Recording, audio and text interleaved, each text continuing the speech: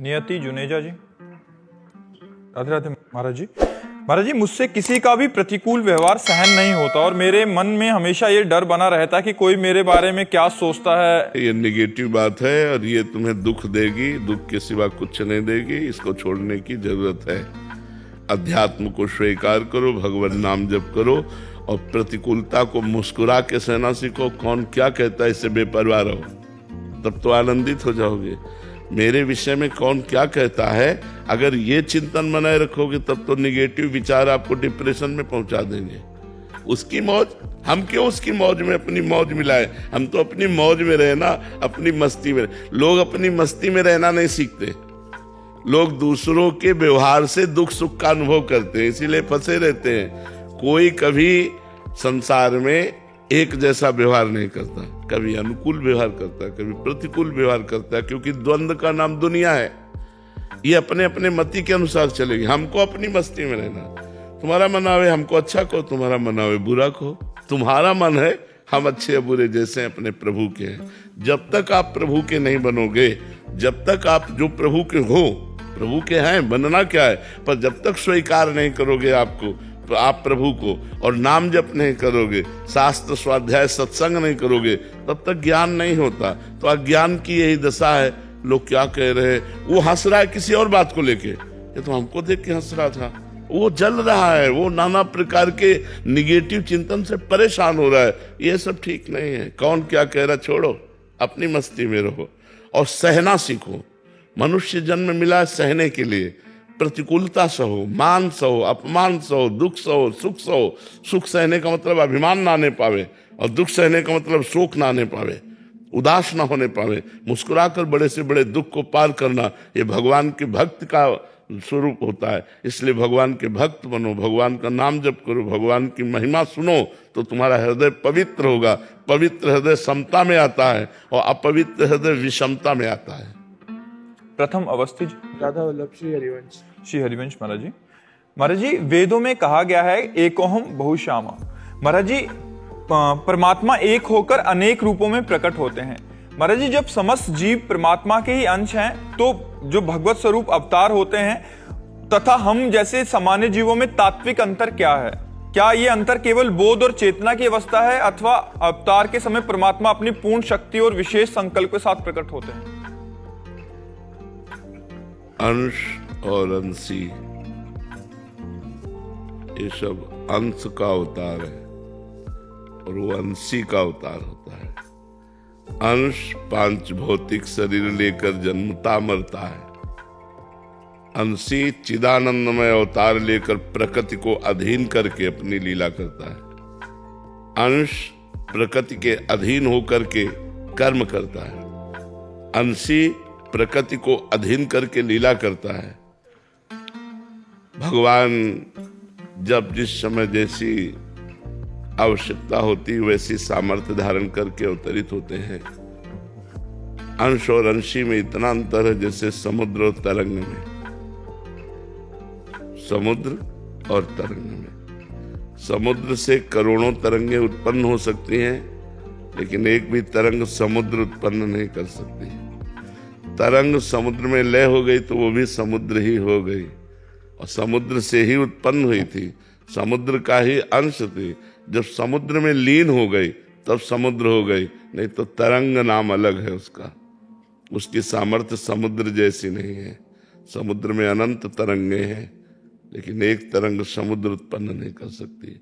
ऐसे ही जब जितनी आवश्यकता होती है, जब अंशी परमात्मा स्वयं अवतार लेता है, जैसे रामावतार, कृष्णावतार, नृसिंहावतार, वाराहावतार, कूर्मावतार, मत्स्यावतार, बुद्धावतार, कल्कि अवतार, भगवान के जो अवतार हैं, ये भगवान जगत मंगल के लिए अवतरित होते हैं और उन्हीं का परमात्मा अंश जीव है। जब ये साधना के द्वारा अपने अज्ञान को मिटा करके परमात्मा स्वरूप में लीन हो जाता है, तो भी समुद्र तरंग समुद्र में लीन हो गई। अब वो भी ब्रह्मविद ब्रह्मवि भवति, अब वो भी परमात्मा स्वरूप हो गया।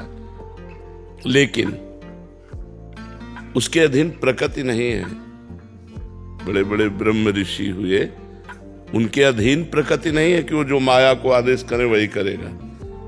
ये काम केवल भगवान का है। उत्पत्तिम च विनाशम च भूतानामा गतिम गतिम वेद विद्याम अविद्याम सष्टारो भगवान इति। उत्पत्ति करना, विनाश करना, विद्या प्रकट करना, अविद्या में बांध लेना, गति प्रकट करना, दुर्गति कर देना, ये केवल भगवान के अधीन है, किसी ब्रह्म ऋषि के अधीन नहीं। पूरी सृष्टि का सजन पालन संहार लय ये सब वो परमात्मा करता है। उसी परमात्मा का चिंतन करके उसमें लय हो गए, लेकिन उतनी सामर्थ्य नहीं कि जो चाहे सो पूरी सृष्टि का परिवर्तन कर दे, ऐसा किसी में नहीं। वो केवल भगवान में है। कोई ब्रह्म ऋषि भगवत प्राप्त हो जाए, चाहे जितना भगवान की समानता में स्थित हो जाए, लेकिन भगवान अद्वितीय है। भगवान जैसे सिर्फ भगवान है, दूसरा कोई नहीं। जब तक दूसरापन है तब तक उसमें वो जो भगवान में लीन हो गया तो भगवान में हो गया, अब वो तो भगवान ही है। पर जब तक दूसरे शरीर में है तब तक उतनी सामर्थ्य नहीं है। जब भगवान में लीन हो गया तो बात अलग हो गई। अगर शरीर में है तो ऐसा नहीं कि वो प्रकृति को अपने वश में कर ले, प्रकृति के अधीन शरीर रहता है। जो अंशी है वो प्रकृति से परे है, जो अंश है वो प्रकृति से परे है, लेकिन हमारा शरीर प्रकृति के अधीन रहता है। और भगवान का शरीर चिदानंदमय है, विकार रहित है। हमारा विकार युक्त विनाशी है, उनका अविनाशी और चिदानंदमय स्वरूप है। जो द्वापर में श्री कृष्ण ने उतार लिया वही अभी दर्शन कर सकते हो, अब भी विराजमान है इसी ब्रज में, इसी वृंदावन में। पर साधना करो, भजन के द्वारा वो नेत्र प्राप्त करो और मानस नेत्रों से, प्रेम नेत्रों से भगवान की दिव्य लीला का अवलोकन करो। समझ में आई बात? तेज सिंह जेरिया जी, इंदौर से। प्री वादिनी सखी जय की सदा जय हो। गुरुदेव, गुरु के दर्शन से, इष्ट के दर्शन से और आचार्य के दर्शन से जो प्रसन्नता होती है उसका भोक्ता कौन होता है? इंद्रियां या अंतःकरण या जीवात्मा? अंतःकरण, अंतःकरण। कर्ता और भोक्ता अंतःकरण होता है, जीवात्मा निरपेक्ष होता है। जो गुरु है वही जीवात्मा है, वही परमात्मा है। भोक्ता अंतःकरण होता है, मन बुद्धि चित्त अहंकार। जो अहंकार है अंतःकरण का, वो भोक्ता होता है। जो स्वरूप है वो कर्ता भोक्ता नहीं है, वो निरपेक्ष है और वो एक है, सबका एक है। दर्शन से आपके जो ऐसी उमगन उठती है एकदम ऐसी। हाँ, तो आपने अभी अपने को अंतःकरण माना है। आप अंतःकरण में अभी आप हैं तो आपको लगता मुझे बहुत आनंद हुआ, तो आपको आनंद थोड़ी हुआ, अंतःकरण। जैसे गुरु को देखा किसने? नेत्रेंद्री ने। ये गुरु है ऐसा बोध किसने कराया? बुद्धि ने। ये मेरे हैं, ये किसने? मन। कितने सुंदर है, कैसे है, क्या है? ये चित्त, और मैं इनका हूं, ये अहम। इसको आनंद हुआ। बुद्धि, मन, चित्त, अहम, अंतःकरण को जो अपना स्वरूप है वही गुरु का स्वरूप है। गुरु के स्वरूप में और अपने स्वरूप में इतना अंतर नहीं है।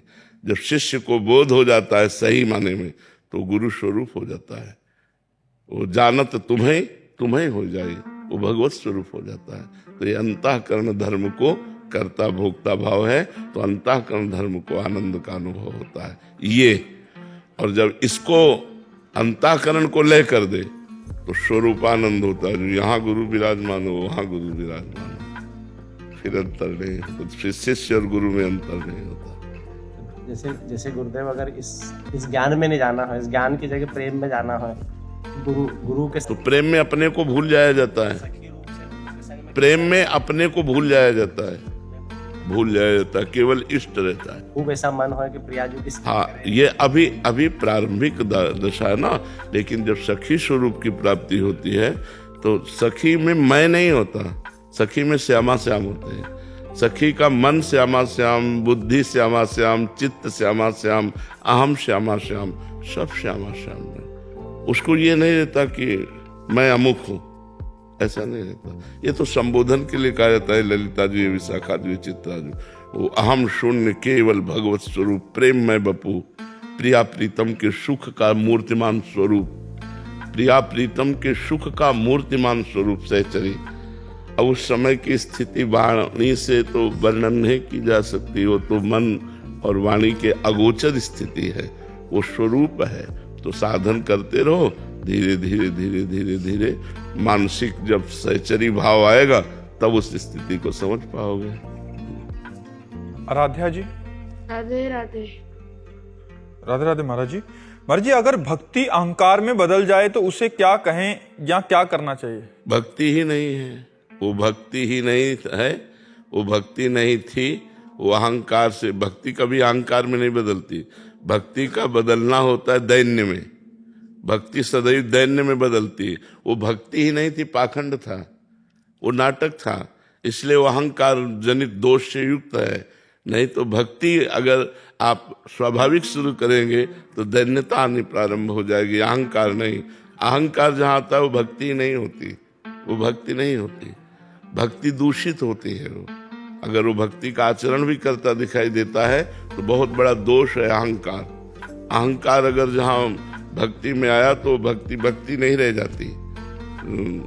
भगवत ऋषि जी ने लिखा है, विद्या रूप महत्व कुल धन यौवन अभिमान सटकंटक देखे जहाँ रहे न भक्ति निदान। रहे न भक्ति निदान स्वांग सब नगर नारी के विषयीन हाथ बिकाए ने रिझवर भतारी के।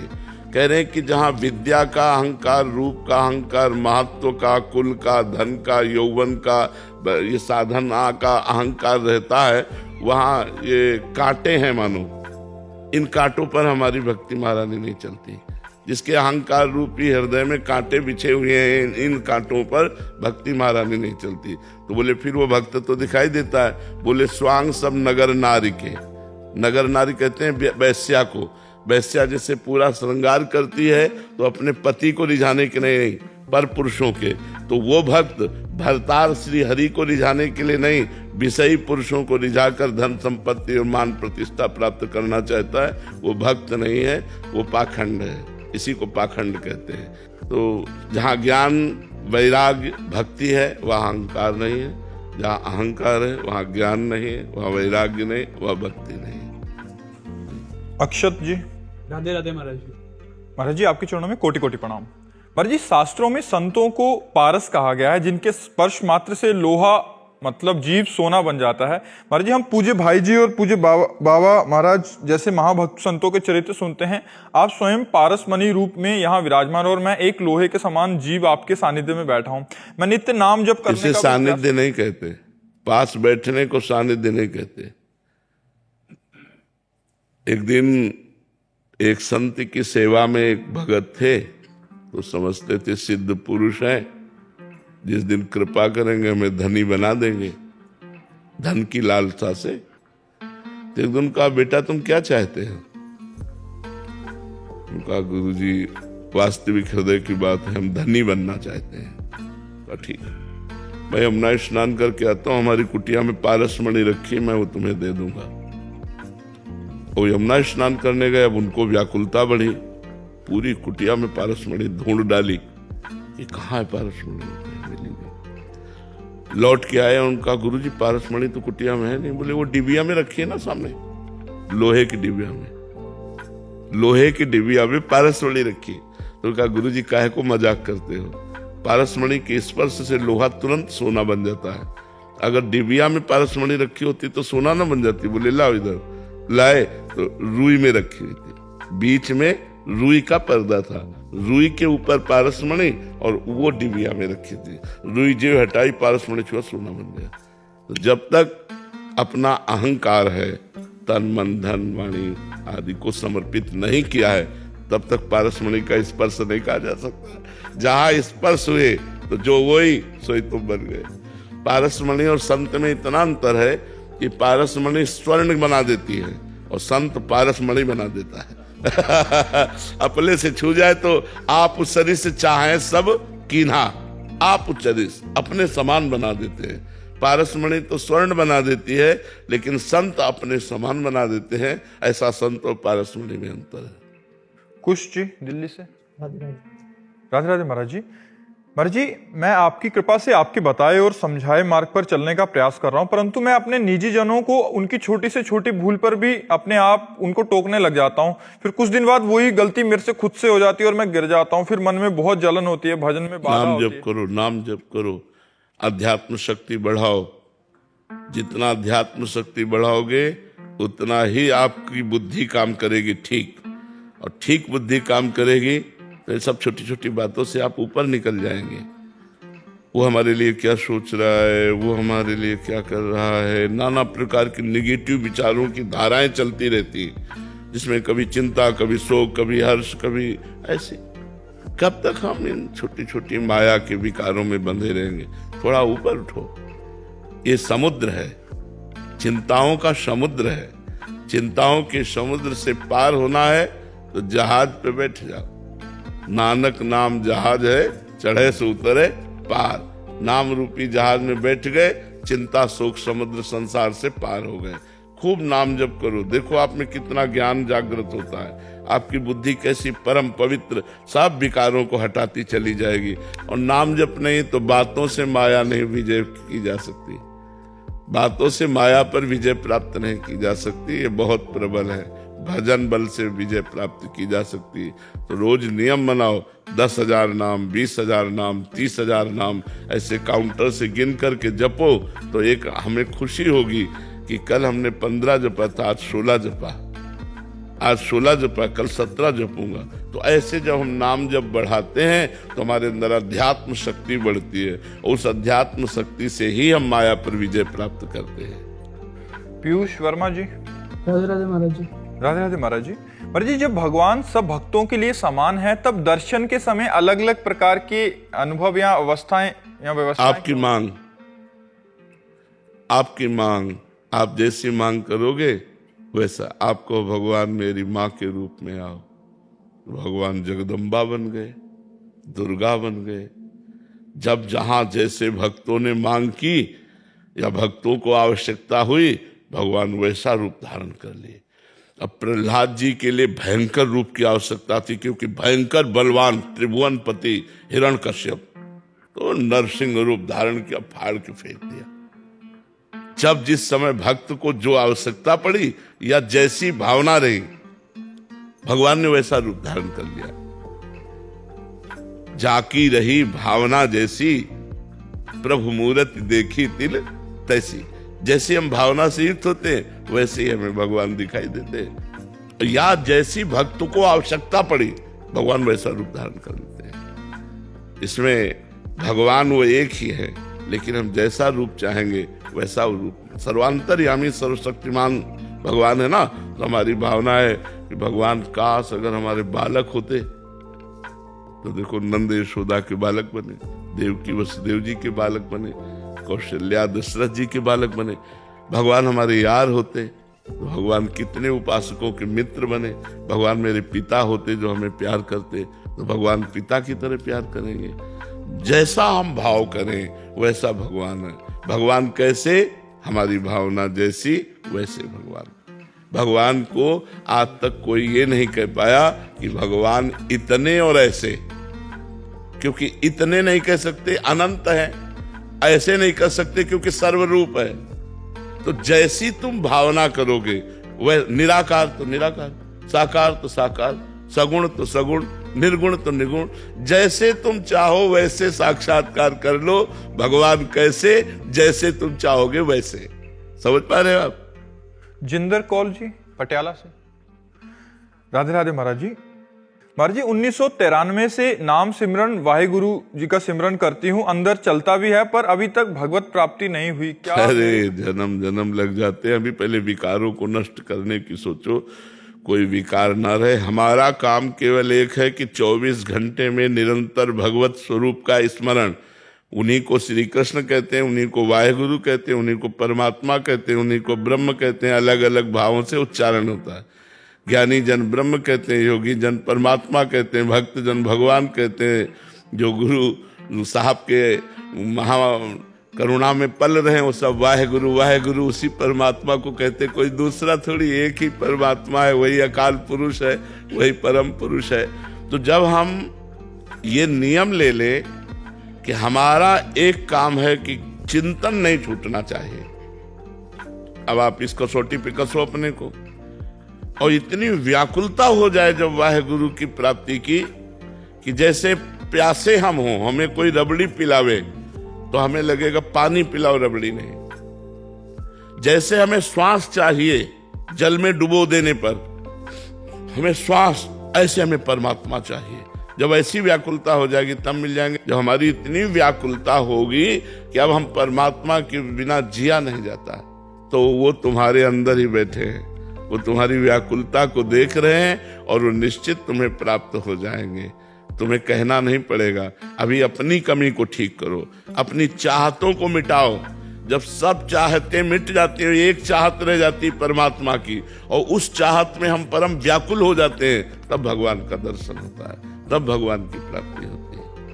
मनोज कुमार जी दिल्ली से। राधा वल्लभ जी श्री हरिवंश महाराज जी, गुरुदेव भगवान आपके हेतु कृपा से आज दीक्षा दिवस है। गुरुदेव भगवान, महामहिम इस पूरे ब्रज 84 कोष में अगर किसी को वृंदावन के अलावा कहीं भी जाने की भीतर से रुचि ना हो, तो क्या उसे हठपूर्वक सभी स्थलों पर दर्शन करने जाना चाहिए, या वृंदावन की बस पर्याप्त है? भगवत धाम का आश्रय लेकर पड़ा रहे, इससे बढ़कर कुछ नहीं है। ये तो सब नेत्र और मन को पवित्र करने के लिए है कि हम तीर्थों में या ब्रज के अन्य परम पवित्र क्षेत्रों में अपने नेत्रों को पावन करते हैं। बकाया वृंदावन संपूर्ण समर्थ है। अगर आप वृंदावन का आश्रय लिए हो तो फिर कहीं जाने की जरूरत नहीं। हरिशंकर शर्मा जी। राधे राधे महाराज जी। महाराज जी, आप कह रहे हैं कि आप दीनदयाल कामधेनु गौशाला इधर मथुरा में, वहाँ आप देखभाल करते हैं पूरा। कह रहे हैं कि आप गौ माता के लिए कोई सिनेमा घर में पिक्चर आदि का निर्माण आदि का कार्य कर रहे हैं, जिससे मतलब सभी को गौ माता के बारे में पता लगे कि उनकी। लाखों लोग, लाखों संत महात्मा भक्तजन इस विषय में प्रयासरत हैं कि हमारे भारत की गौएं सुरक्षित रहे और गौओं के प्रोडक्शन जो ऐसे हैं उनको जानकारी मिले, सबको मिले। बहुत लोग कर रहे हैं और धन्यवाद है। सबको मिल करके ऐसे ही करना चाहिए। सनातन धर्म की धर्म माता गौ हैं, जैसे वेद माता गायत्री, ऐसे धर्म माता गौ है। तो अगर हम लोग अपने धर्म की जड़ को मजबूत करना चाहते हैं तो हमें गौओं की सेवा करनी चाहिए। वो कोई प्रोडक्शन दे या ना दे, धर्म के पालन के लिए किसी प्रलोभन की जरूरत नहीं होती। धर्म के पालन के लिए किसी स्वार्थ पूर्ति की जरूरत नहीं होती। अगर स्वार्थ की पूर्ति ना हो तो क्या हम अपने धर्म का पालन न करें? गौ रक्षा करना, गौ सेवा करना, गौओं को सुव्यवस्थित रखना, ये हमारा धर्म है। इसीलिए हम कई बार एकांतिक में भी कह चुके हैं कि अगर आप सनातन धर्मावलंबी हैं और हम कह रहे हैं महीने में 100 रुपये आप निकालिए, महीने में 100 रुपये, और सब लोग 100-100 रुपये निकाले, तो हमारी गायें जो बाहर भटक रही हैं, जो अव्यवस्थित हैं, वो व्यवस्थित हो जाए। और जो धनी मानी पुरुष हैं तो मनोरंजन में मत खर्चा करो, उसे धर्म में खर्चा करो। बड़ी बड़ी गौशालाएं खोलो, और जो बीमार गौएं हैं, दूध नहीं देती हैं, सांड हैं, जो बाहरी जंगलों में ऐसे छोड़ दी गई गायें हैं, आवारा गायें, उनको एकत्रित करो, उनकी सेवा करो। ये तो बहुत सुंदर कार्य है और बहुत लोग कर रहे हैं। कई लोग यहाँ मिले भी हैं आकर के, तो बहुत धन्यवाद है। ऐसा करना चाहिए। पुष्पेंद्र शर्मा जी मथुरा से। राधा वल्लभ श्री हरिवंश महाराज जी, आपके चरणों में कोटि कोटि प्रणाम। महाराज जी, मेरा प्रश्न है कि यदि मोक्ष प्राप्ति के बाद आत्मा का परमात्मा में विलय हो जाता है, तो आत्मा की अपनी कोई पहचान नहीं बचती? नहीं, कोई पहचान नहीं। इसी का नाम मोक्ष है। तरंग का समुद्र में लय हो जाना, तरंग की कोई सत्ता न रह जाना, यही मोक्ष है। जो ईश्वर अंश था वो अपने अंशी में लीन हो गया। जैसे तरंग समुद्र का अंश है, समुद्र में लीन हो गई तो वो समुद्र हो गई। ब्रह्मविद ब्रह्मैव भवति, जो ब्रह्म को जान लेता है वो ब्रह्म स्वरूप हो जाता है। जो ब्रह्म स्वरूप हो जाता है उसका अस्तित्व खत्म हो जाता है, वो ब्रह्ममय हो गया। इसीलिए प्रेमी जन इससे डरते हैं। विभेमि कैवल्यतः अलम विषय वार्तया नरक कोटि विभत्सया वृथा श्रुति कथाश्रमो बत विभेमि कैवल्यतः परेश भजनोन्मदा यदि सुखादया किम तथा परंतु मम राधिका पद रसे मनो मज्जतु। ये विषय वार्ता तो बंद करो, ये कोटि नरकों से भी भयावनी विभत्स है। अलम विषय वार्तया नरक कोटि विभत्सया वृथा श्रुति कथाश्रमो। हरिवंश महाप्रभु कहते हैं मेरे सामने बेकार में आप परिश्रम करते हैं वेद चर्चा करने का, क्योंकि वेद का जो लक्ष्य है वो मोक्ष है। और विभे में कैवल्यता, मुझे मोक्ष से डर लगता है। क्यों? क्योंकि जब हम उसी में लीन हो गए तो सेवा कैसे करेंगे? हम वही बन गए तो स्वाद कैसे लेंगे? मुझे मोक्ष नहीं चाहिए, मैं उनकी दासी बनकर, दास बनकर, उनका मित्र बनकर, उनका सेवक बनकर उनको दुलार करूंगा और उनके सुख का रसास्वादन करूंगा। यह है प्रेम लक्षणा भक्ति, जो मोक्ष का भी त्याग कर देती है। वो आनंद प्रेम में है जो मोक्ष का भी त्याग कर दे। दीयमानम न गृह्णन्ति बिना मत सेवनम जनाहा। आप पूछ रहे हैं कि महाराज जी मोक्ष का अनुभव कौन करता है? आप आगे पूछ रहे हैं कि मोक्ष का अनुभव कौन करता है, या अनुभव करने वाला नहीं रह जाता? अपने आप से ही अपने आप का अनुभव है, किसी का और का थोड़ी है। मैं आपका अनुभव करूं तो अनुभव होता है, अपने आप से ही अपने आप में है। चूंकि देह भाव में हो इसलिए अपने आप में नहीं हो, इसलिए हमारी बात नहीं समझ पाओगे। अभी आप जो भी अनुभव करते हैं वो इंद्रिय और मन से करते हैं। जो भी अनुभव करते हैं, जितना भी, वो मन और इंद्रियों से करते हैं। मना करता है इंद्रियाण, और स्वरूप का अनुभव इनका बाध कर देने से होता है। अपने आप से अपने आप का अनुभव, बुद्धि से नहीं, मन से नहीं, वो अतर्क विषय है। तभी तो ज्ञान के पंथ कृपाण की धारा, परत खगेश लगे नहीं बारा। ज्ञान का मार्ग नंगी तलवार पर चलना है, अगर चूक गए तो गिर गए, परत खगेश लगे नहीं बारा, फिर लक्ष्य नहीं प्राप्त होता। इसलिए सदगुरु की आज्ञा पर दृढ़ता पूर्वक वेदांत स्वाध्याय करते हुए घोर तप में जीवन, वैराग्य में जीवन, तब ज्ञान का, तब मोक्ष का अधिकारी होता है। रजत जी, राधे राधे महाराज जी। महाराज जी, अभ्यास और वैराग्य से मन पर वश किया जा सकता है। संसारिक माया अभ्यास महाराज जी करने नहीं देती। मोबाइल हमेशा ध्यान अपनी ओर खींचता है, नाना विषय अपनी ओर ध्यान खींचते हैं। आपको भूख लगे, फिर आप देखो कैसी व्याकुलता होती है। सारा प्रयास केवल भूख मिटाने के लिए हो जाता है। आपको न मोक्ष की भूख है न भगवान की, इसलिए मन संसार में भटकता है। एक बार भूख पैदा करो, सत्संग के द्वारा, शास्त्र स्वाध्याय के द्वारा, नाम जप के द्वारा, तीर्थ याटन के द्वारा, फिर आप देखो जब भगवत चरणारविंद की भूख पैदा हो जाती है तो मन संसार से भागता है।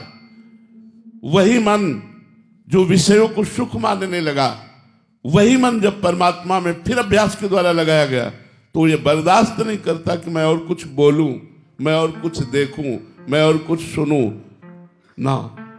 ना काहू सो बोलिबो, ना कोई व्यवहार, बस अपनी कुंवर किशोरी को जियत यहाँ। जब तक भूख नहीं लगी, प्रिया प्रीतम के मिलन की भूख नहीं लगी, तब तक ये बात है कि मन हमारा संसार में जाता है, मन भटकता है। जिस दिन भूख लग जाएगी तो जैसे तुम्हें कई दिन के भूखे हो और कह दिया जाए भर भर के थाल सोने के सिक्के, चांदी के सिक्के, हीरा जवाहरात सब आपके सामने रख दिया जाए, आप कहोगे इनको हटाओ, पहले मुझे 2 रोटी सब्जी दे दो, मुझे भूख लगी है। जैसे एक साधारण भूख बड़े से बड़ी भी वस्तु का त्याग कर देगी, पहले मुझे भूख मिटानी है। ऐसे ही जब परमात्मा प्राप्ति की चाह होती है तो लोक लोकांतर के समस्त भोगों से वैराग्य हो जाता है। यहां तक कि न पारमेष्ठम न महेंद्र दिष्णम, ब्रह्मा का पद और देवराज इंद्र का पद भी अच्छा नहीं लगता, और कोई संसारिक भोगों की तो बात जाने दो। तो भूख जागृत करो, शास्त्र स्वाध्याय करो, सत्संग करो, जिससे आपके अंदर भगवत प्राप्ति की भूख जागृत हो। वो जब भूख जागृत होगी तब व्याकुलता पैदा होगी, उसी व्याकुलता में मन टिकता है। जब मन परमात्मा के लिए व्याकुल हो जाता है तब फिर बात बनती है। अभी तो पाप नष्ट होंगे, पहले भजन करो कुछ वर्षों तक, तो जिससे पाप नष्ट हो, जो तुमसे गलतियां हुई, जो तुमसे अपराध हुए वो भस्म हो, तब तक हृदय जलेगा, मन भटकेगा। और बराबर अभ्यास में बने रहे तो मन जहां पवित्र हुआ तो ऐसे डूब जाएगा, पूछो मत। सुखी मीन जहां नीर अगाधा, जैसे अगाध समुद्र में मछली किलोले करती है, ऐसे ही भगवान के नाम रूप लीला धाम में मन किलोले करने लगता है, फिर नहीं भागता।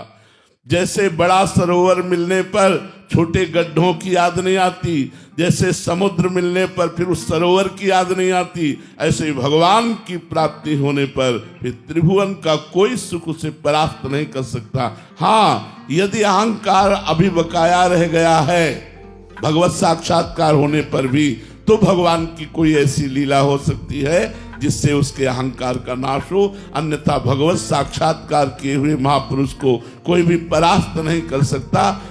झुक सकता है, फिसल सकता है, परास्त नहीं हो सकता। ना में भक्ता प्रणश्यति, भगवान उसके अहंकार को नष्ट करने की कीन हो।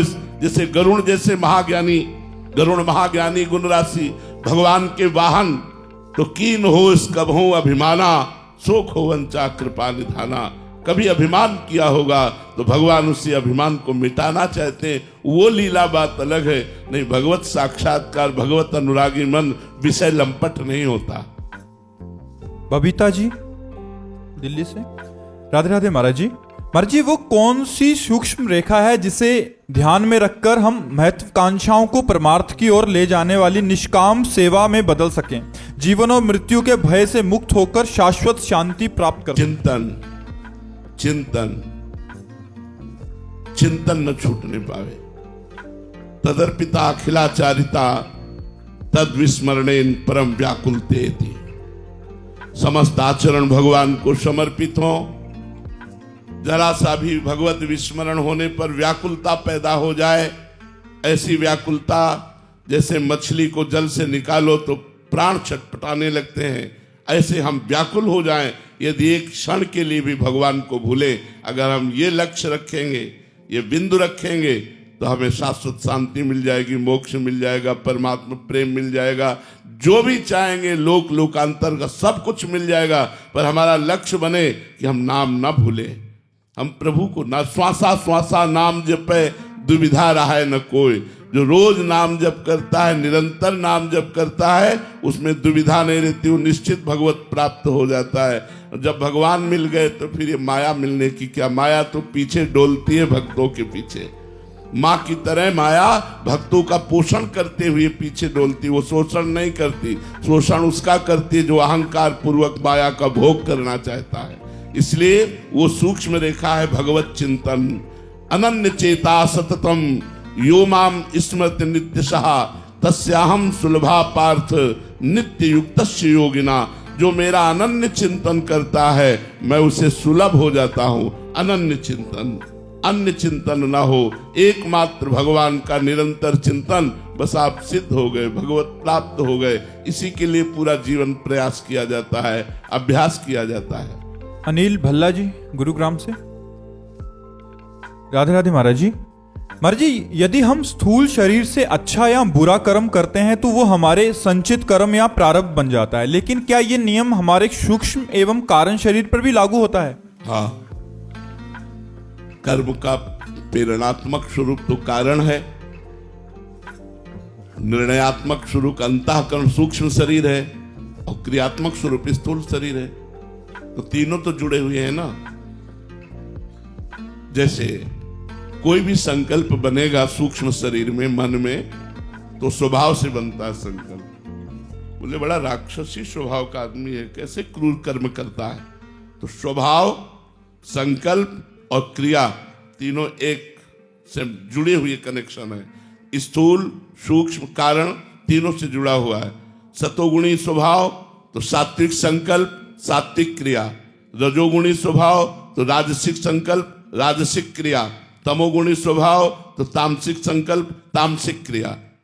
स्वभाव कारण शरीर, संकल्प विकल्प निश्चय आदि चिंतन आदि सूक्ष्म शरीर, और क्रियान्वित होना स्थूल शरीर। स्थूल सूक्ष्म कारण तीनों का कनेक्शन है, और तीनों को ही भोगना पड़ता है।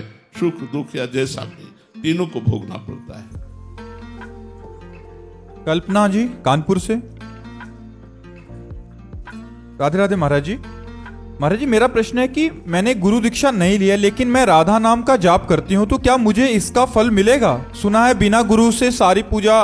तो क्या राधा नाम किसी से सुना आपने?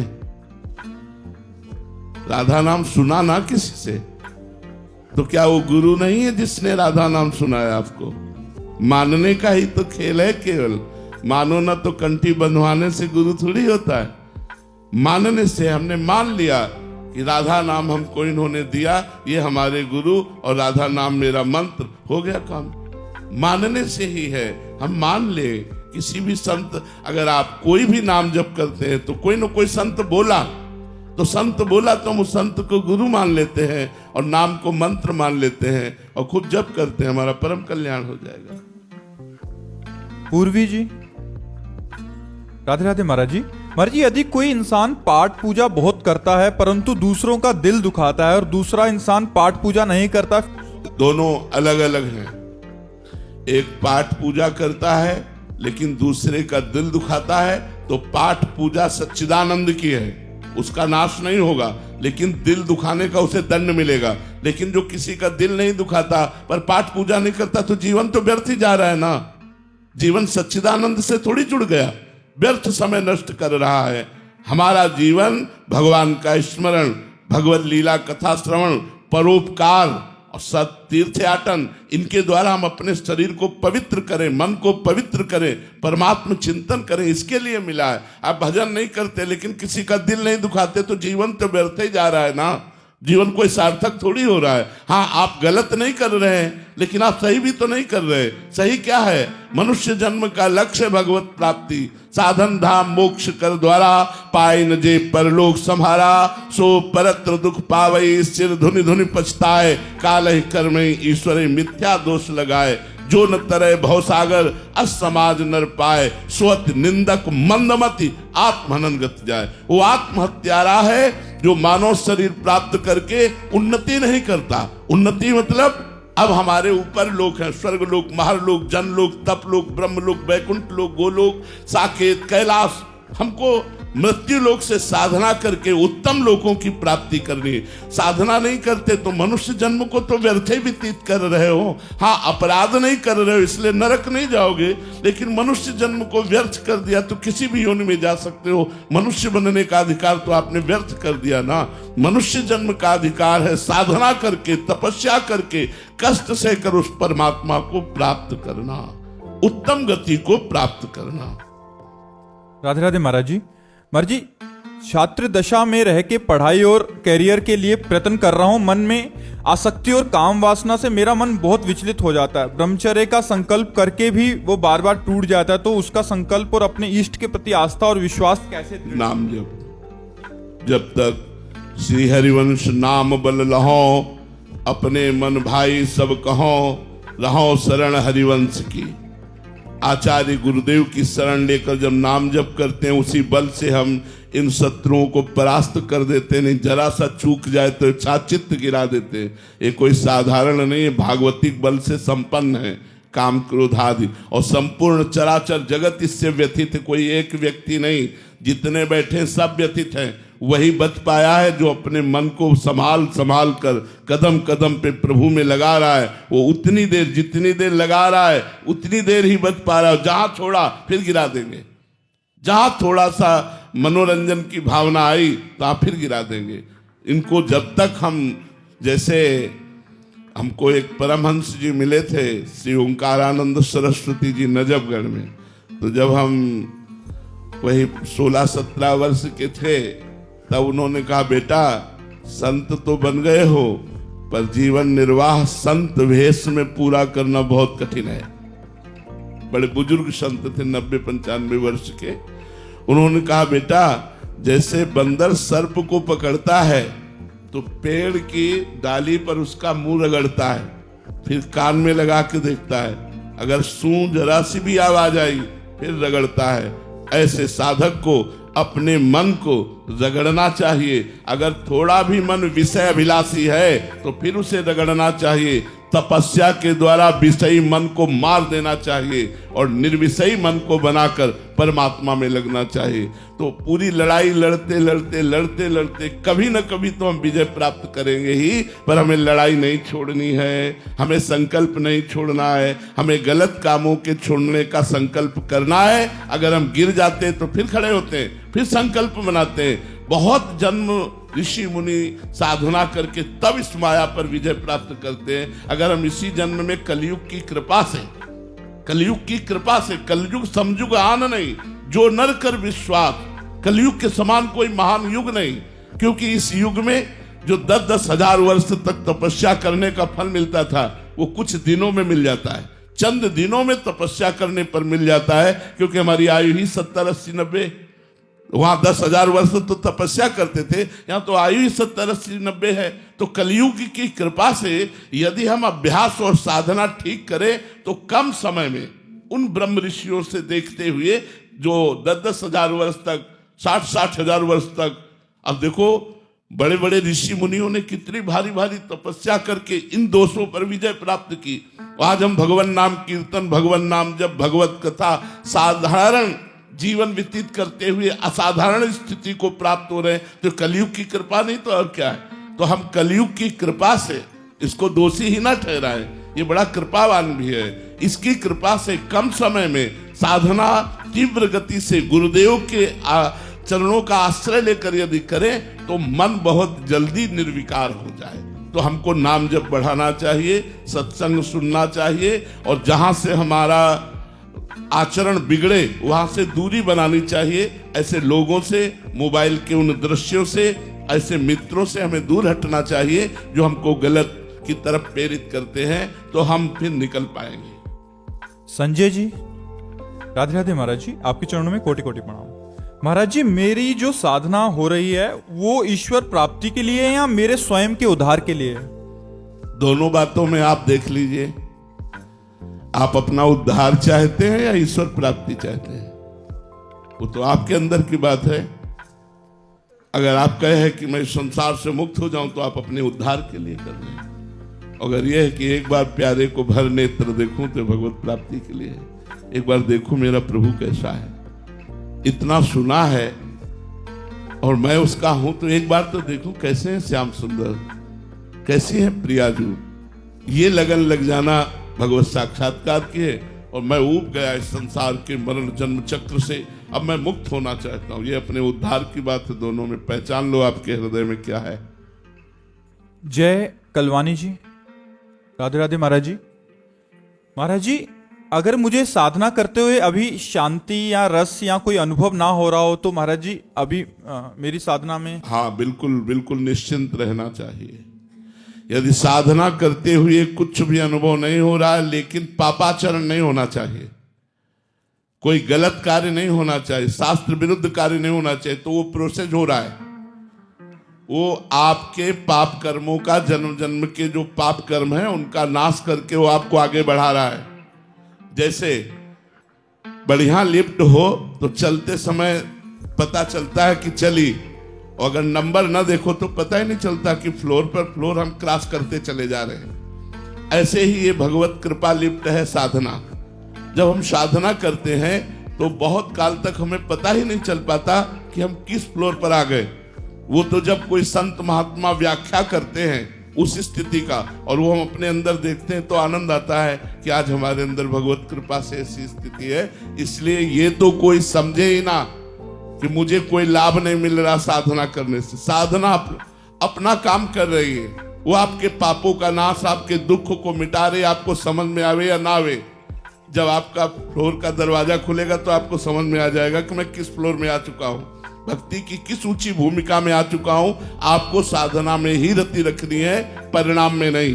कर्मण्येवाधिकारस्ते मा फलेषु कदाचन। आप साधना पर रति रखिए कि मेरी साधना मुझे अनुभव में आवे या ना आवे, पर मुझे करनी है, आजीवन करनी है। तो अपने आप अनुभव में आ जाएगा। आपको एक दिन देखना, जब सारे पाप नष्ट हो जाएंगे आप परमानंद में डूब जाएंगे। सुची जी, राधे राधे महाराज जी। महाराज जी, यदि ग्रस्त में रहते हुए भी मोक्ष संभव है तो आप जैसे महापुरुष सन्यास जीवन को क्यों अपनाते हैं?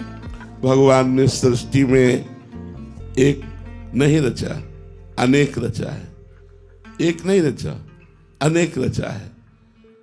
अगर सृष्टि का मंगल अच्छे स्वभाव से होता है तो बुरे स्वभाव वालों को क्यों रचा? यदि मदिरा पीना निषेध है, मांस खाना निषेध है, फिर रचना क्यों की? अगर हम प्रश्न करें तो शाम तक ऐसे ही प्रश्न करते रहेंगे। भगवान ने अनेकता की रचना की है, एकता की नहीं, अनेकता की रचना की, विभिन्न मति की रचना की है, विभिन्न स्वभाव की रचना की है और उनको दो भागों में बांट दिया, एक निवृत्ति मार्ग और एक प्रवृत्ति मार्ग। निवृत्ति मार्ग भोगों का त्याग करते हुए, त्याग का प्रयास करते हुए सफलता पूर्वक भगवान को प्राप्त करना, और प्रवृत्ति मार्ग धर्मयुक्त भोगों को भोगते हुए प्रयासरत रहकर मोक्ष मार्ग में जाना। तो अब जिनकी भाग्य में रचना रची है गृहस्थ में जाते हुए भगवत प्राप्ति करना, उनको गृहस्थ में मिलेगा। हम लोगों के भाग्य में रचना की गई है निवृत्त मार्ग से भगवत प्राप्ति करना, और दूसरा रहस्य गृहस्थ मार्ग में रहते हुए आप केवल अपना उद्धार कर सकते हैं, और विरक्त मार्ग का अगर एक साधक भगवत प्राप्त हो गया तो प्रांत के प्रांत का कल्याण कर देगा। अगर एक अपने में आ जाए तो मम भक्ति युक्तो भोनम पुनाति, पूरे लोक को पावन कर सकता है, क्योंकि उसने भोगों का त्याग करके रात दिन केवल भगवान का चिंतन किया है। आप गृहस्थी में देखिए बड़ी समस्याएं हैं। आप बड़े भाग्यशाली हैं जो सत्संग सुन रहे हैं, नहीं तो सत्संग सुनने का टाइम नहीं, भजन करने का टाइम नहीं। भजन करने के टाइम में बैठो तो पूरे दिन की दिनचर्या दिमाग में घूमती है, ये करना है, ये करना है, ये करना, अभी वहां जाना है, उससे वो बात करनी, पूरा हिसाब भजन में लग जाएगा। माला चल रहा है लेकिन पूरा हिसाब लग जाएगा, परसों उसने ऐसा क्यों कहा था, वहां ऐसा क्यों हुआ, पूरा प्रश्न उत्तर उसी समय होगा जब आप भजन में बैठे होंगे। अब कैसे उद्धार हो? उस कर्म को भगवान को समर्पित करते हुए, विरक्तों को भिक्षा देते हुए आप लोगों का कल्याण कैसे होता है? जैसे विरक्त संत जन है, इनको भोजन पवाते, इनको वस्त्र, इनके वास की व्यवस्था, ठाकुर सेवा, समाज सेवा, जितना बना उतना भजन, जितना बना। लेकिन विरक्त के लिए ये नहीं है कि जितना बना, क्योंकि हमारे लिए दूसरा कार्य नहीं, न बच्ची का ब्याह न बच्चे का ब्याह, बच्चा बच्ची तो कुछ है नहीं, न किसानी न नौकरी न व्यापार, केवल एक ही धंधा है, नाम जप, भगवान का भजन। अगर ईमानदारी से हम अपना भजन करने गए तो लाखों का कल्याण कर देंगे, लाखों का कल्याण कर देंगे। इसलिए भगवान ने विरक्त मार्ग की रचना की कि इस मार्ग में सम्यक रूप से अपनी चित्तवृत्ति को केवल परमात्मा में लगाकर स्वयं तरति सतरति सतरति सा लोकांतार्यति, वो लोक के लोक को तार सकता है। ऐसा गृहस्थ में कठिन है। गृहस्थ में 10 मिनट 20 मिनट 30 मिनट समय दो, वो भी मन चंचल रहता है। दिन में बड़े कार्य हैं, कब भगवान की याद आवे कब ना आवे, माया बड़ी विचित्र। एक बार भगवान देवर्षि नारद जी से वार्ता कर रहे थे तो विनोद में कहा कि जो गृहस्थी में मेरा भजन करता है उसे मैं विशेष महत्व देता हूं। तो देवर्षि नारद जी ने कहा, प्रभु विरक्त पूरे जीवन जलता रहता है, कोई मनोरंजन नहीं, कोई मन से संसार के भोगों का त्याग करके भगवान में लगाना, कोई मन को भोगों में नहीं, बड़ा कष्टमय जीवन है ये, बड़ा कष्टमय जीवन तपस्वी का। ईमानदारी से अगर चला जाए, बेईमानी से चला जाए तो वो बात अलग है कि अपना मनमानी करो, लेकिन अगर ईमानदारी से चला जाए तो बड़ा कष्टमय जीवन है। केवल भगवदानंद, संसार के आनंद का त्याग करते हुए चलना होता है। तो देवर्षि नारद जी ने कहा, गृहस्थ भक्त को आप प्राथमिकता क्यों देते हैं? तो उनका देवर्षि नारद जी से एक काम करोगे? भगवान ने एकदम बात घुमा दी। एक कटोरे में घी भर करके दिया और कहा, मेरे आसन की परिक्रमा लगाओ। एक सुदर्शन चक्र हमारा पीछे चलेगा, एक बूंद भी नहीं गिरना चाहिए, भगवद आज्ञा। बोले कितनी बार नारायण नारायण कहा? बोले नारायण नारायण। पूरी चित्त वृत्ति इस कटोरे में लगी थी कि एक बूंद घी गिरा तो सुदर्शन चक्र पीछे है। बोले एक कटोरे के घी ने तुम्हारी भगवत स्मृति अपहरण कर ली और उनके लड़का बच्चा रिश्तेदार नातेदार न जाने कितने कार्य, और वो सब कार्य करते हुए यदि मेरा भजन करता है तो वो मेरा सर्वश्रेष्ठ भक्त है। तो बात समझते हो? गृहस्थी और विरक्ति ये दो मार्ग भगवान ने बनाए हैं, और दोनों मार्ग अगर अपनी अपनी ईमानदारी से धर्म से चला जाए तो दोनों मार्गों को भगवत प्राप्ति होती है। पर विरक्त मार्ग गुरु मार्ग है, गृहस्थ का गुरु मार्ग है। उसके सदगृहस्थ लोग स्वीकार भी करते हैं, कोई भी विरक्त हो उसे पूज्य भाव से देखते हैं। विरक्त मार्ग गृहस्थ मार्ग का गुरु मार्ग है, और विरक्तों का भरण पोषण गृहस्थों से ही होता है। वस्त्र है, भोजन है, वास है, जो भी व्यवस्था है, तो इस भाव से गृहस्थों का कल्याण हो जाता है। जो हम लोग भजन करते हैं उसका हिस्सा मिलता है। वो गृहस्थी में रहकर थोड़ा भी भजन करते हैं, धर्म से चलते हैं, पापाचरण नहीं करते, और गरीबों की सेवा, जैसे बीमारों की सेवा, गौओं की सेवा, संतों की सेवा, ये सब गृहस्थों से ही चलती है। तो उन गृहस्थों का कल्याण ऐसे होता है, और संत अपने तपोबल और भजन बल से बहुत लोगों का कल्याण करते हैं। इसलिए भगवान ने दो मार्गों की स्थापना की। तो भगवान ने जिसको जिस मार्ग के लायक चुना उस मार्ग में चला रहे हैं। हम लोगों को चुना, भगवान ने चुना और संसार से खींचकर इस मार्ग में चलाया। कोठों में, दिल्ली के जो रेड लाइट एरिया है उसी में ही कोठों के अंदर जाके उन औरतों को बाहर निकालना और उनके बच्चों को एक नया जीवन देना। पर इस काम में बहुत चुनौतियां हैं, लेकिन एक विश्वास भी है कि काम दिया गया है, सौंपा गया है। पर जब जब श्रद्धा कम होती है और जब जब चुनौती बड़ी लगती है, तब तब क्या करें, और जब खुद पे शक होता है तब क्या करें। महाराज जी, दिल्ली में जो वैश्यशालाएं होती हैं, रेड लाइट एरिया होते हैं जहाँ वैश्याएं, वहाँ जाके उनके ग्रुप में जाके वहाँ से जो बच्चियाँ फंसी होती हैं उनको बाहर निकालते हैं, उनको एक नया जीवन देते हैं। बट ये बड़ा चुनौतीपूर्ण कार्य होता है, तो कभी कभी आत्मविश्वास डगमगा जाता है। तो उस समय महाराज जी अपने आप में एक उत्साह। आत्मविश्वास नहीं डगमगाना चाहिए। ये बहुत प्रशंसनीय कार्य है। जिनका जीवन गंदगी में ढकेल दिया गया है, उनको गंदे आचरणों से मुक्त करना, उनको एक नया जीवन देना, ये आपको बहुत प्रशंसनीय कार्य है। लेकिन आत्मविश्वास टूटना नहीं चाहिए, आत्मविश्वास बढ़ना चाहिए। एक जीव को अगर हम डूबने से बचा लिया तो बहुत बड़ा कार्य कर लिया। देखो, स्वयं के लिए भजन करना, अपना कल्याण करना एक अलग बात होती है, लेकिन दूसरे के लिए कल्याण की बात सोचना ये खास बात होती है। परहित सरिस धर्म नहीं भाई। कई परिस्थितियों में बच्चियां ऐसे फंस जाती है, कई परिस्थितियां होती है। कोई स्वाभाविक रुचि रख करके फंसता है और कोई कई परिस्थितियों में फंस जाती है। तो जो परिस्थितियों में फंसी हुई है, अगर उनका आपको सहयोग मिल गया तो उनकी नई जिंदगी एक अच्छी जिंदगी बन जाएगी।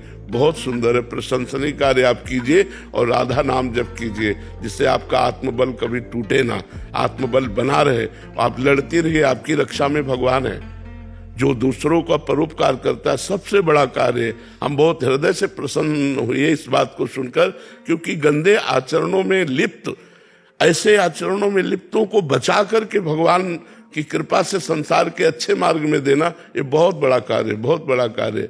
तो थोड़ा मुश्किल होता है, लेकिन सहयोग बहुत है वहां पे औरतों का। हाँ, नहीं मुश्किल है, नामुमकिन नहीं। आप बिल्कुल कीजिए और भगवान आपके साथ है, भगवान आपके साथ है, क्योंकि आप अच्छा काम कर रहे हो। जरूर कीजिए, क्योंकि पता नहीं कैसी कैसी परिस्थितियों से कौन गुजर रहा है, वहाँ शोषण हो रहा है उनका, और आप उनको बचा रहे हैं। बहुत बड़ा कार्य, आप जरूर कीजिए। हमारा हृदय प्रसन्न हुआ है सुनकर। आप अच्छा कार्य कर रहे हैं, बहुत अच्छा कार्य कर रहे हैं। भगवान ने अपने होने का एहसास तो बहुत बार कराया और कराते रहते हो, लेकिन आत्मा से अभिन्न चिंतन होने के कारण जो माधुर्य भाव है उसमें न्यूनता। हाँ, न्यूनता ही रहेगी, न्यूनता ही रहेगी, क्योंकि दो भावों का एक हृदय में पोषण नहीं हो सकता। सोहम और दासोहम। जैसे हमें बहुत लड़ाई लड़नी पड़ी, गुरु कृपा से परिवर्तन हुआ, नहीं तो सन्यास मार्ग के पथिक थे। काशी से जीवन, जो दंडी सन्यासी होते हैं वो जीवन, तो 20-22 वर्ष अनुसंधान वो चलता रहा। अब जब महादेव जी की कृपा हुई और इधर का आकर्षण हुआ, अब बड़ी समस्या कि जब वो एक है, अद्वितीय है और वो मैं हूं, तो किससे अनुराग? मेरा ही तो आत्मस्वरूप सब है। ये जो भी कुछ प्रतीत हो रहा है वो मेरे सिवा और कुछ है ही नहीं। बड़ी समस्या पड़ी। और फिर महादेव जी से कहा इस ज्ञान का अपहरण करो। महादेव जी से कहा, रो के प्रार्थना की कि मेरे आत्मस्वरूप प्रभु इस ज्ञान का अपहरण करो। तो उस ज्ञान धीरे धीरे फिर वो बात जो नाथ मैं अधम जीव हूं, प्रभु आप मेरे स्वामी हैं, धीरे धीरे भाव का वो एक मतलब पूर्व जीवनगत हो गया। और ये नवीन जीवन, इसमें महत पुरुषों की कृपा प्रधान रही। नहीं कभी हम नहीं आ सकते थे। जहां हम एकांत होते बस वही योग वासिष्ठ और वेदांत की बातें तो सब काट देती सब काट देती, कुछ नहीं रहने देती। बड़ी समस्या थी। गुरुजी से हमने कहा कि 1 वर्ष हो जाने के बाद उन्होंने कहा, तो हम कहा महाराज जी आपसे हम सत्य कहते हैं, पाठ करते हैं आप जो कहते हो, जो सेवा करते हो वो करते हैं, लेकिन हमारा विश्राम उड़िया बाबा की वाणी, वेदांत, योग वासिष्ठ इनमें होता है। तो उनका चिंता मत करो, धीरे धीरे सब आ जाएगा, धीरे सब आ जाए। तो धीरे नहीं रह सकता क्योंकि इस हृदय की बात है। हाँ, जब आप इस प्रश्न करोगे स्फुरित हो जाएगा, कोई विस्मरण नहीं है। पर अब अंदर ये बैठ गया है कि मैं तत्व का विस्मरण ही भक्ति का लक्ष्य है। मैं का विस्मरण ही भक्ति का लक्ष्य है। केवल तू ही तू है। ब्रह्म नहीं, माया नहीं, नहीं जीव नहीं काल, अपनी ही सुधि ना रही, एक रहो नंदलाल। इसी मैं तत्व का स्वयं बोध कराने के लिए गोपी जनों के पास उद्धव जी आए थे, और वो मैं तत्व का विस्मरण किए हुए बैठी हुई थी। तो जो मैं तत्व का विस्मरण किए हुए कृष्णाकार थी, प्राण भय कान में, कान भय प्राण में, ही में न जान परे कान है कि प्राण है। जहां ये स्थिति कि उधो मन न भय 10वीं से खुतो सु गयो श्याम पे, अब को आराध है इस। और उधो मन माने की बात, दाग छुहारा छाणी अमृत फल, विष कीरा विष खात, उधो मन माने की बात। अब वो जो श्याम सुंदर के प्रति परम प्रीति है, उसमें इसीलिए जो रस की बात जब कही गई, आप मतलब अन्यथा न लीजिए, जब रस की बात कही गई तो कहा गया यन नारदादेश सुकैरगम्यम वृंदावने वंजुल मंजु कुंजे तत्कृष्ण चेतो हरणैक विज्ञ मत्रास्त किंचित परमम रहस्यम। जहां ब्रह्मा जी, ईश भगवान शिव, आज माने ब्रह्मा जी और नारद जी और श्री सुखदेव जी, ये सब महान चरम अवस्था को प्राप्त हैं। इन महापुरुषों ने जिस रस का रसास्वादन नहीं किया, वो रस वृंदावन का, जैसे अब आप कहेंगे कौन सा रस का रसास्वादन नहीं किया? भगवान शिव बोध संपन्न सर्व सब गुणों के अधिष्ठात्र हैं, परम वैष्णवा नाम यथा शंभु। तो अब हम आपको इशारे से बता दें, पत्रावलिम रचितुम कुचयो कपोले, बद्धुम विचित्र कवरिम नव मल्लिका भी। हे लाडली जू, मैं आपके वक्षस्थल में पत्रावली करने का अधिकार। पत्रावलिम रचितुम कुचयो कपोले, बद्धुम विचित्र कवरिम नव मल्लिका भी, अंगम च भूसी तुमा भरणई धृता से। मैं कब ऐसा सौभाग्य होगा कि आप ऐसा श्रृंगार करने का मुझे। तो ये न वीणाधारी नारद जी को सौभाग्य मिला, न देवाधिदेव महाशंकर को, न भगवान ब्रह्मा जी को भी नहीं, बड़े बड़े महापुरुषों ने। क्योंकि ये सब आचार्य कोटि के महापुरुष, जैसे पक्की मटकी को फोड़कर कुछ नहीं बनाया जा सकता, ऐसे ये परिपक्व ब्रह्म स्वरूप है। लेकिन जैसे अपने लोग अधम कच्ची मटकी हैं, अब वो फोड़कर कुछ भी बना लिया जा सकता है। तो इसीलिए ये जो रस है, माधुर्य रस में भी महामाधुर्य रस, प्रिया जी की परिचर्या, प्रिया जी की सेवा, ये वृंदावन का जो रस है, अब इसके लिए जैसे श्रीपाद प्रबोधानंद जी महाराज जब पधारे तो रसिकों का संग किया, तब उन्होंने एक शब्द लिखा है, बहुत कई बार इस श्लोक में वृंदावन महिमामृत में लिखा है, मतलब ये अब कैसे पचेगा जो मोक्षाभिलाषी जन, जो मोक्ष की अभिलाषा करते हैं। लिखा है जब राधा माधव का प्रेम रस प्राप्त होता है तो मोक्ष थुतकी कृत्य हो जाता है। दीयमानम न ग्रहणंति बिना मत सेवनम जना, सारिष्ट सामीप्य आदि जो मोक्ष है ये देने पर भी नहीं लेते मेरी सेवा। तो ये जो एक भाव के द्वारा ही हम अपने लक्ष्य को प्राप्त कर सकते हैं। इसीलिए भगवान ने योगों का वर्णन किया, सांख्य योग, भक्ति योग, कर्म योग का, क्योंकि एक साथ तीनों का अनुष्ठान नहीं हो सकता। एक उपासक के द्वारा या तो ऐसे करके चलो तो भगवान जहां चला दे, और या फिर जो गुरु कृपा से पकड़ा फिर उसी पे परिपूर्ण हो जाए। अब चित्त का इधर आकर्षण होने पर पूरा का पूरा सिस्टम बदलना होता है, पूरा सिस्टम बदलना होता है। फिर भगवान से मांगना पड़ता है, जैसे भाई जी हनुमान प्रसाद पोद्दार जी ने एक पद में लिखा, मुझे बुद्धिहीन बना दो हे भगवान। ये सब अपरीत कर लो, जितनी जानकारी है एक अबोध बालक की तरह, अजात पक्षायु मातरम खगा, जैसे जिस पक्षी के पंख नहीं निकले वो बच्चा घोंसले में बैठे माँ की बाट जो होता है, ऐसे हे प्रियालाल केवल मैं आपका चिंतन करूं, केवल आपकी दास्ता, केवल आपकी कृपा की बाट जो हूं, ये थोड़ा सा अलग हो करके है। बहुत कृपा की आपने, बहुत कृपा की, बहुत बहुत कृपा, बहुत।